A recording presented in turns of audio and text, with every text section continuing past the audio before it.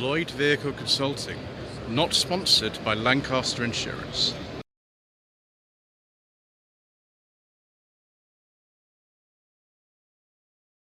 Good morning.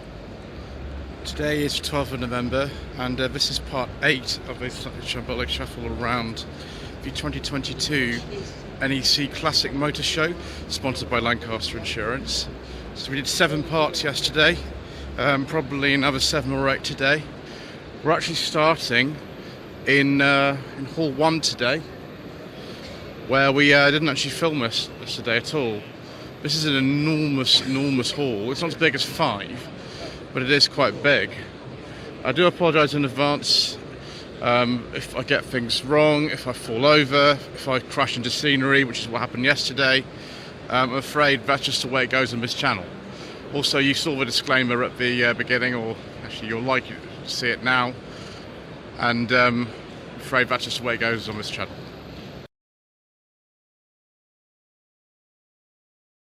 So here we have, I think this is a Datsun 240Z in there. That cover looks interesting. My gosh. Constant air circulation to eliminate condensation. Certainly, if you've got a car like that, you want to do that. Someone seems to believe, as do I, that actually these first generation Volvo S80s are a bit of a classic, and I think they are too. Certainly this Wolseley 1885 up there is. Right, let's go into a place where you'll probably find a lot more cars on the stands now. 1963 MGB with interesting hardtop. You see a few of those back in the day like this. This one sort of works prepared, isn't it?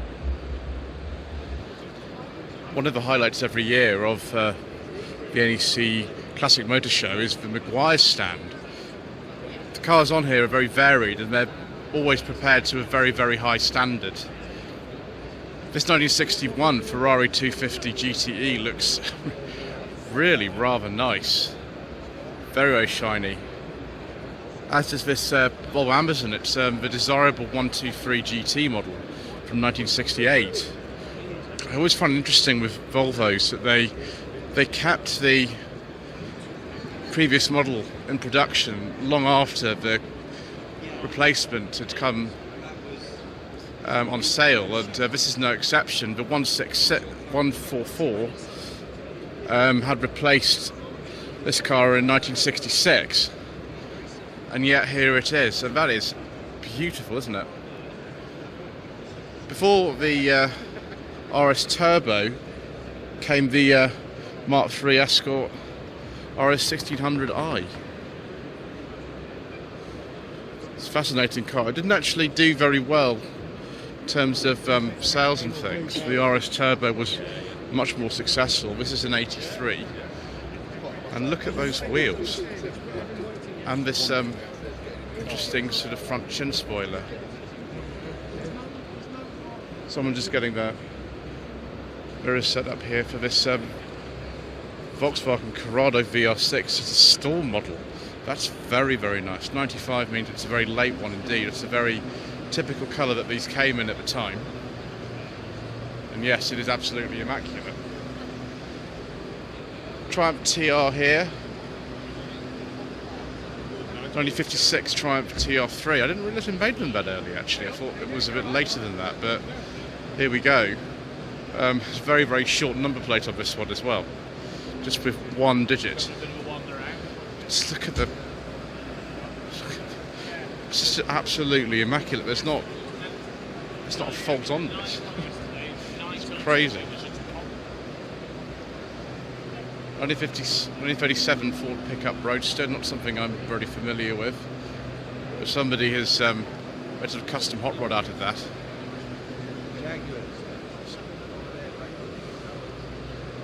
Someone's having a sort of demonstration here on this C registration BMW M635 CSI, I think these are called, with the Alpina wheels. These are very valuable now, actually. I'm sure that's going to look fantastic once it's done. It looks okay now. Well, it looks better on film than it is. You can see the paint is a bit flat and it needs a bit of a clean. But that's going to look fantastic. Look at that, it's already before and after. Oh, viewers, now this is very, very special. 1987 Renault 11 Turbo by my grandfather's cousin used to have one of these. It was a 5-door. He was actually from Normandy, so it was a French spec one. I did go in it actually in 1991, and look at this. These are stupendously rare. The 5 GT turbos are rare enough, and it's a very similar car mechanically to one of those, the same platform, the same engine. But that is absolutely amazing. That's probably my favourite car of this haul so far. Wow. Really I'd like to go in one of those actually, because if I can actually find one. I've seen this one before. It's a very, very low mileage 1998 Rover 420 SI. I think the mileage is something like 6,000. There it is. That's about what it's valued at as well, actually. That's probably the most valuable Rover HHR 400 of all. I don't think there are any you probably find would be more valuable than this one. That was at the British Renault Rally, actually, that we filmed as well. 1987 BMW E30 316, so it's a base model. Yes, it certainly is. It's got the steel wheels, which look a lot better than they normally would. So it's a non-injection model. It's a carb. Yes, it is. Wow. It made me see that that's the condition. Sure, it would. No self-respecting classic car stand doesn't have a Volkswagen on it, and this is a 62 Beetle that's been heavily customised. There's the fuel tank, and the colour of that is actually really nice. I like this colour. Ooh, a 190 E2 litre. This is a sort of similar in a way to the 190 that I drove on Sensible Secondhand Classics last year. It's owned by Simon for Lot 76 Cars. So it's a 2 litre auto. But yeah, kind of similar. This probably has a cat on it though by this stage. This is a very late one. 93 was the last year for these. Again, absolutely immaculate. 1964 Jaguar E-Type Series 1 3.8 litre. I have driven a Series 1 E-Type. It was a 2+2 model with the 4.2 engine. That was in 2020. I drove that. They are just amazing cars, really.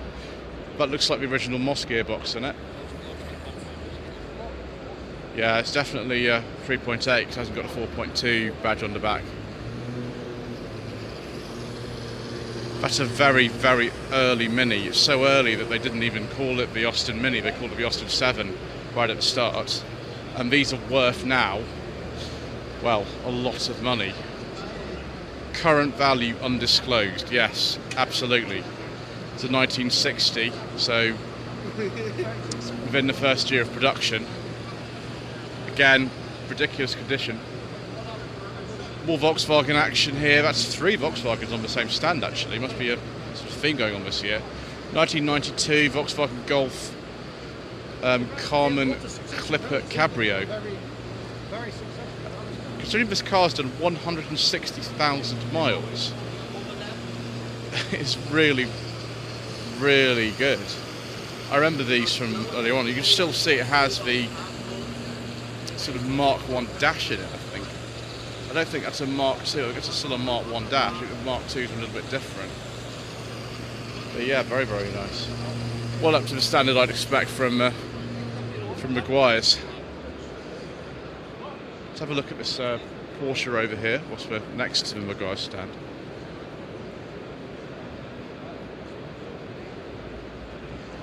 What year this 911 is? Oh. I don't know, it's been had the plates taken off it. That's very clean in there, isn't it? I'd say this is a late 60s car actually. I think they were 5-speed right from the off.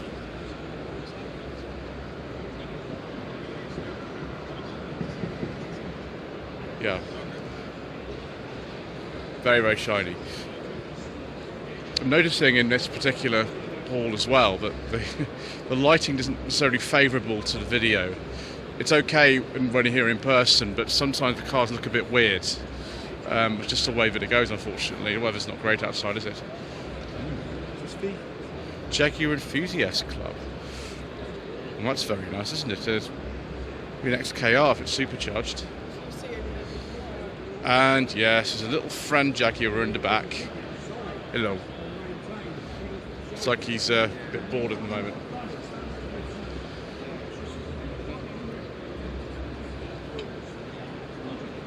More 911 goodness under this cover here. So that's right at the end of the 60s. So with the Fuchs wheels, 6970 on an H. Of course, the predecessor to SS cars, and then led Jaguar, was the Swallow sidecars. He bodied this 1929 Austin 7. I do apologise for the announcements, by the way, viewers. I'm just going to have to keep going. Look at this interior, being made even nicer. I remember this silk cut Jaguar from whenever it was, when I was growing up. I can't remember what year this is, about 1990. Yeah, it's an 88 JR9. It's got some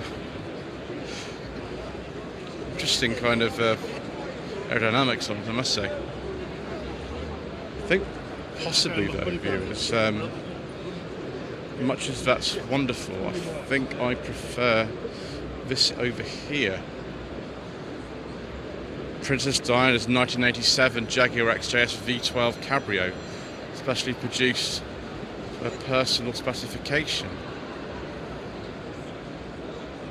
Well, she obviously had good taste because it's dark green. It's not actually a beige leather interior, it's a beige leather and tweed interior. Interesting.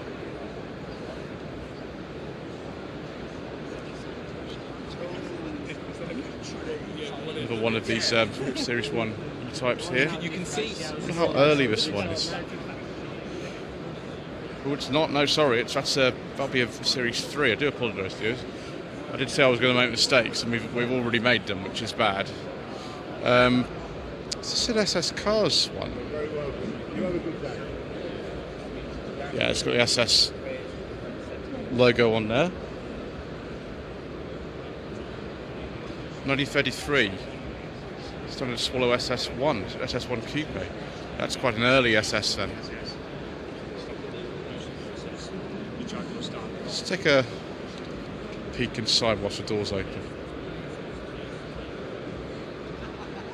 So it's very 30s, isn't it? Very, very 30s. It's really weird, the back window actually opens.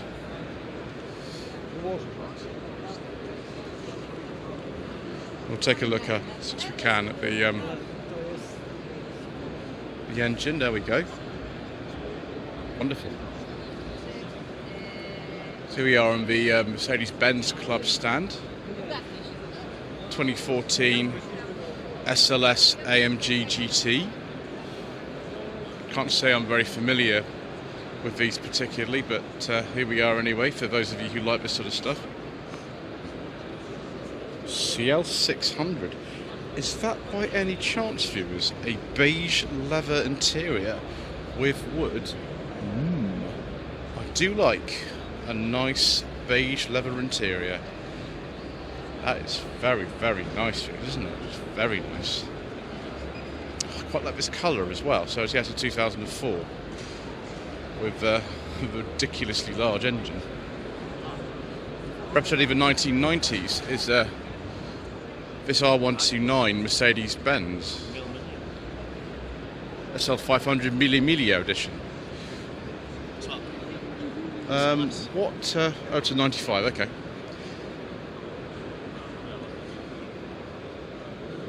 I prefer the base leather interior, to be honest with you, but can't be too picky, can we? There we go. MBZ 722. Very appropriate number plate for it.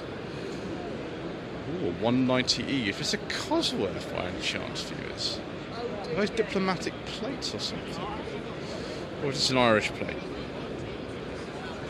Yeah, it's a 1989 2.516. I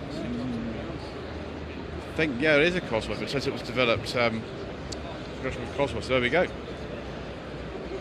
Very nice. The 190 that I drove was not a Cosworth. Doesn't matter though. Yes, this big S-Class here. Yeah, 116.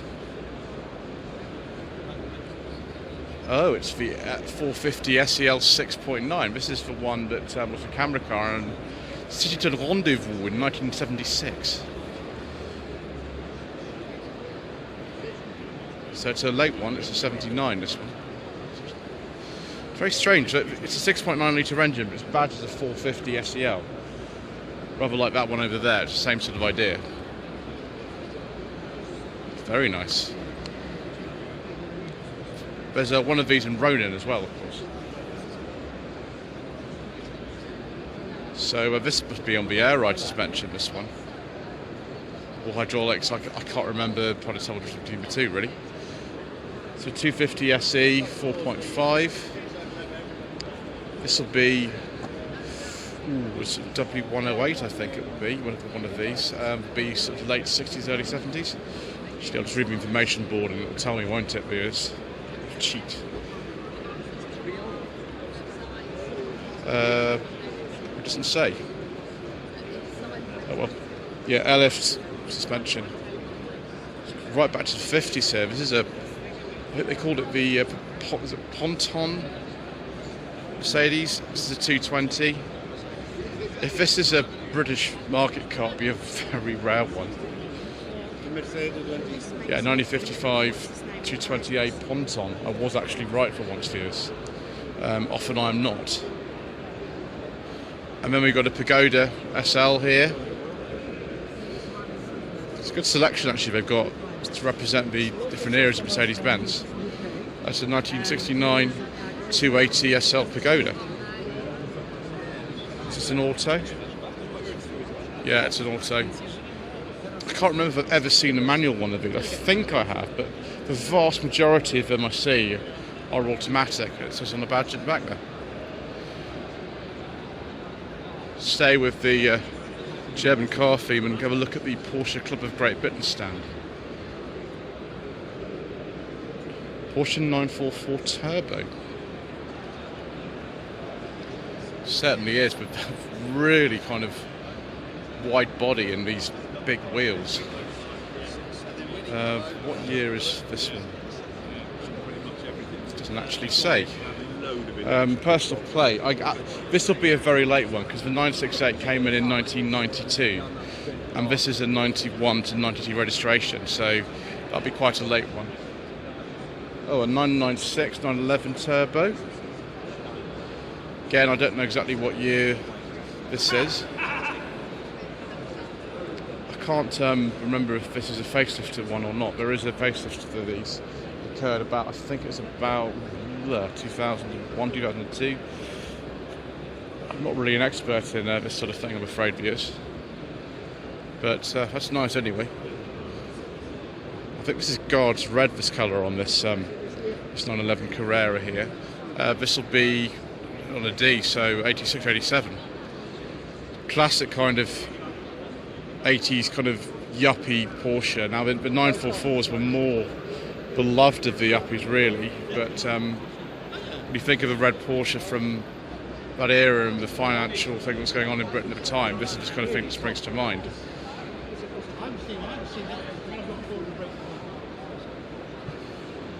Yes. Matching red braces if you're a stockbroker. More 911 goodness here.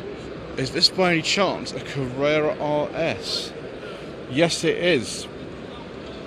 This is a Carrera RS. I think they made them in 72 and 73 only, from what I remember. And this is 72, 73 registration. So I was expecting actually to look a bit more like this one with the kind of decals on the side. Maybe is this another one that's the same? Yeah, it must be, because these are the. This is 73. I think what it is this is the 50th anniversary, and it says up here, 50 Jahre Carrera RS. So yeah, that's probably why they've got two of these here. And this is what I imagine they always look like. So we've got left-hand, right-hand drive ones here. Interesting, sort of. They've got a ducktail spoiler, and leather riders there too. The Cayman S. So this is a more modern, this one. Again, personal plates. We're going to have to look at the information sheet to have any idea about what year this is. No, it doesn't actually say. Yeah, between 2006 and 2010. No idea of years. This one, we can date back pretty much exactly. This one is a 2009. It's like a Boxster to me. It's a 987 Boxster. Someone's left a little snack in there as well. Interesting. So let's have a look at some Nobles. Clearly an M600. This one is a 2012 Noble factory car. And there is engine in the back of that. It's a Ford-derived engine, I think, with these. This is a bit earlier. I can't remember the model number, so I'll have to look at the information sheet. Yeah, an M12. A 2.5. It's a Ford Mondeo engine, actually. That it doesn't matter. The Ford Mondeo V6 appeared in the first three Mondeos, Mark 1, Mark 2, Mark 3. It was a pretty good engine, actually. Another M12. This one's got the 3 litre in it. It's 2002. What do we have here? Is it another M12 or is this a different one? Do they actually still make Nobles? I don't remember if they do. Yeah, so it's a M12 RSS. It's a 2.5 litre, but it gets 420 horsepower out of 2.5 litres. The Mondeo engine must be pretty strong then to be able to be produce that much power and still hold together. Some Dodge Vipers here. That's a second generation one. Actually, the first generation ones don't seem to be here at all. Maybe it's just the second ones. And the car is sadly not made anymore. This one has 616 horsepower, viewers, with an 8.3 litre V10. That is extraordinary. This is a 2006, also an SRT10.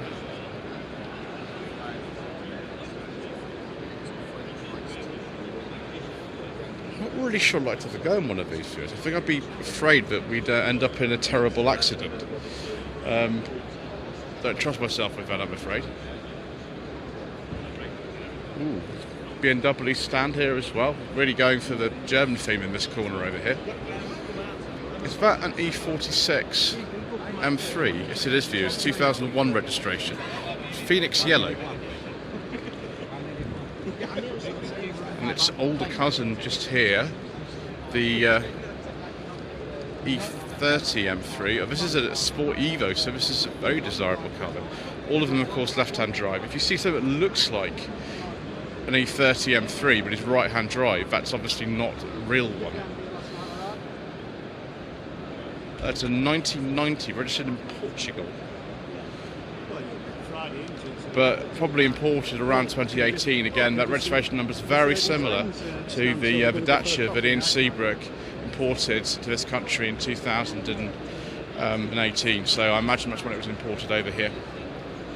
Straight away, G something ATL. Ooh, yes, please, yes. Look at this. This is very, very nice, isn't it? Can't remember the model number of this now. Probably begins with a 5. John Surtees BMW 503 Cabriolet, ex-Motor Motor Show car. I say it looks just amazing for something from 1957. Wow, that's a car that's 65 years old. Crazy.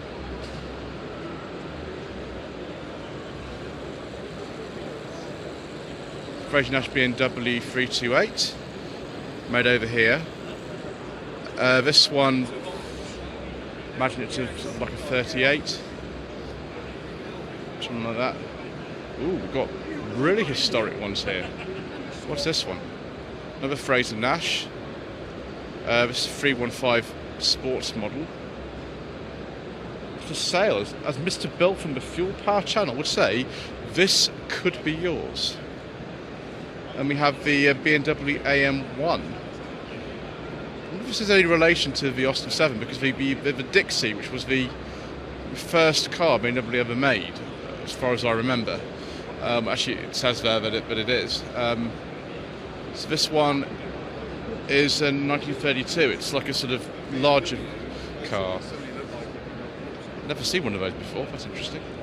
Ooh, a BMW 700. Yes, these were sort of a vital link between the kind of big loss-making cars like that 503 over there and the Neue Klasse cars that came in I think 61. It's a BMW 1500 from memory.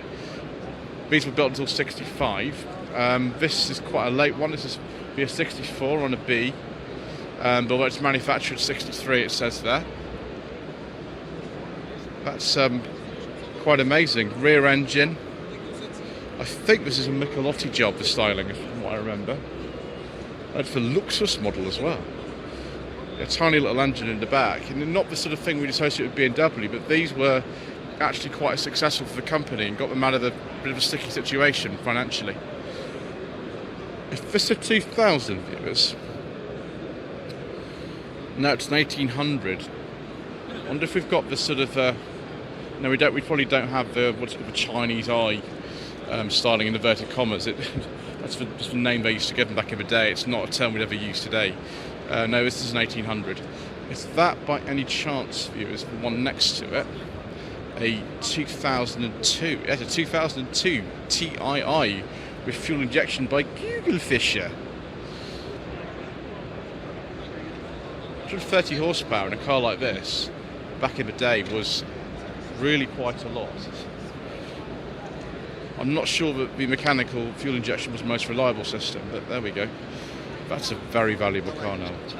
Right, next stand. So Bristol Type 400.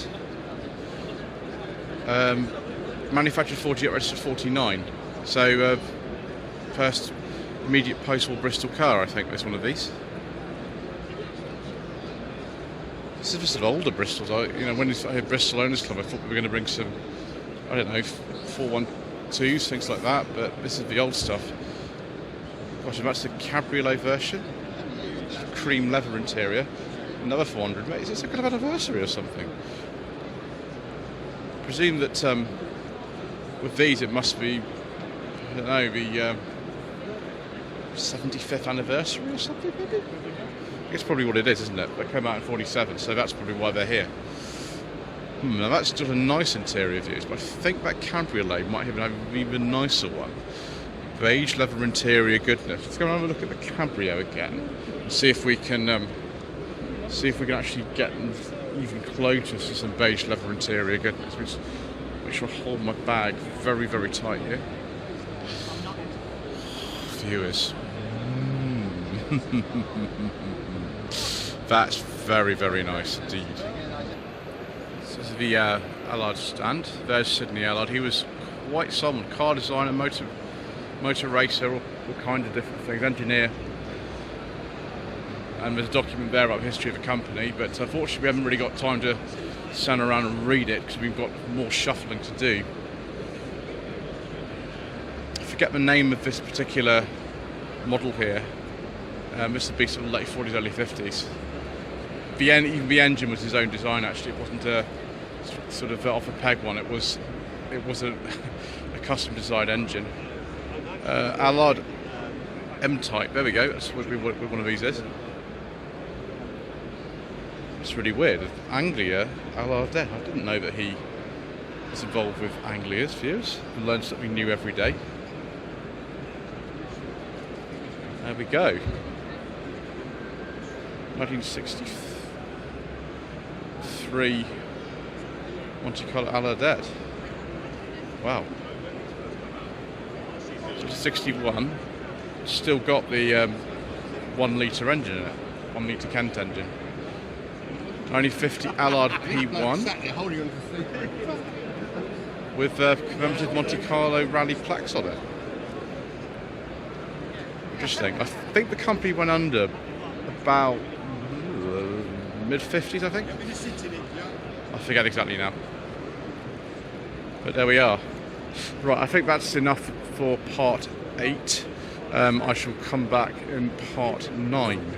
Thank you ever so much indeed once again for watching. Please don't forget to subscribe to the channel, like and leave a comment below. It is really busy, so I'm just going to have to get on with as much of this as I can. Thank you ever so much indeed once again. Lloyd Young Consulting stickers, t-shirts and mugs are available by clicking the link to the Google form in the video description below.